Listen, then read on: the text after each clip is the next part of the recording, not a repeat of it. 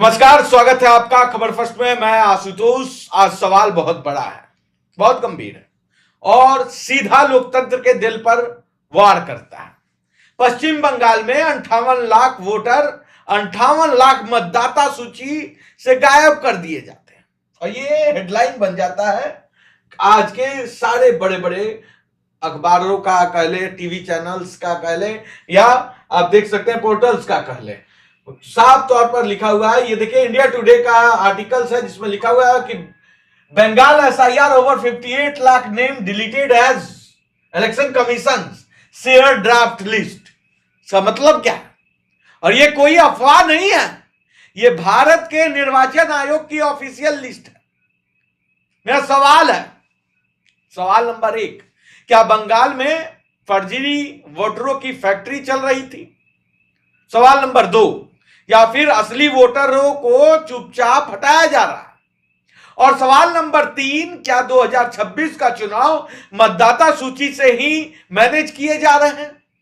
चलिए तथ्यों पे आते हैं, इमोशन नहीं फैक्ट्स पे बात करते हैं। ममता बनर्जी का भी रूप देख लीजिए। ममता बनर्जी कहती है भैया बांग्लादेशी आए हैं लेकिन बांग्लादेशी जाएंगे नहीं। देखिए, no one will have to go to Bangladesh, Mamata Banerjee Amit SIR फेयर्स में कही है। ममता बनर्जी का कहना है किसी को जरूरत नहीं है बांग्लादेश जाने का। ममता बनर्जी, आपके बाप का यह हिंदुस्तान नहीं है। घुसपैठिए आए हैं तो धक्का मार के भगाए जाएंगे। मेरा तो सवाल यह है, इन गद्दारों के बल पे, देशद्रोहों के बल पे आप इतनी दिनों से चीफ मिनिस्टर बन के बंगाल संभाल रही थी। बहुत बड़ी बात है। स्पेशल इंटेंसिव रिवीजन एसआईआर 2026 पे सवाल आप उठाइए। आप कह सकते हैं कि नहीं, 58 लाख लोगों की जांच होनी चाहिए, ड्राफ्ट वोटर लिस्ट जारी करें, और जारी कर दिया गया है। लगभग 58 लाख नाम हटा दिए गए हैं। आप ये पूछिए कि क्यों हटाए गए? ममता बनर्जी का सवाल बोलना गलत है, गुमराह कर रही है ये बंगाल के लोगों को। बांग्लादेशी नहीं बंगाल से जाएंगे तो कौन जाएगा? हिंदुस्तानी। इस देश में वो गद्दार क्यों ना सीएम के रूप में हो, बर्दाश्त नहीं किए जाएंगे। वोटर, देखिए सवाल क्या होना चाहिए, क्यों हटाए गए? तो वोटर हो सकता है, आप देखिए इलेक्शन कमीशन जो बोलेगी, क्या बोलेगी कि वोटर अपने पते पर नहीं मिले इसलिए हटा दिए गए, अस्थायी रूप से कहीं और शिफ्ट हो चुके हैं इसलिए हटाए गए हैं, मौत हो चुकी होगी, डुप्लीकेट एंट्री देश में किए होंगे कोई घुसपैठी इसलिए हटाए गए। अब सुनिए, ये सब कागज पर बिल्कुल सही लगता है, लेकिन असली सवाल यहीं से शुरू होता है। क्या इतने बड़े पैमाने पर एक साथ 58 लाख लोग अचानक गायब हो सकते हैं? क्या ये वही बंगाल नहीं है जहां हर चुनाव में आउटर साइड वोट, फर्जी इपिक नंबर की बातें, डुप्लीकेट नाम जैसे आरोप लगे रहते थे? राजनीतिक तापमान भी इधर हाई हो चुका है। बीजेपी कह रही है कि फर्जी वोटर की सफाई हो रही है, बांग्लादेशी बंगाल छोड़ के जा रहे हैं, और वहीं टीएमसी कह रही है कि गरीब, प्रवासी और अल्पसंख्यक वोटरों को टारगेट किया जा रहा है। तो सच क्या है? देखिए, मेरा सो जो होता है वो साफ होता है, एकदम पानी की तरह। मैं दोनों ओर रेलता हूं, इसीलिए अंधभक्त मत देखिएगा, क्योंकि सच जानने वाले ही सिर्फ इस शो को देखिएगा, तब आप समझ पाइएगा कि बंगाल में सच में हो क्या रहा है। सवाल है कि सच क्या है।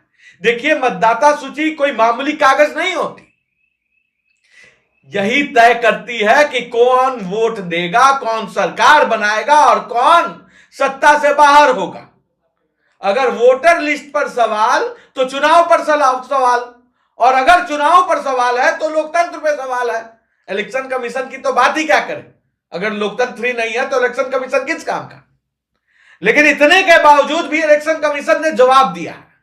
निर्वाचन आयोग कहता है कि घबराइए नहीं, 16 दिसंबर 2025 से 15 जनवरी 2026 तक हर नागरिक को मौका मिलेगा समान तौर पे।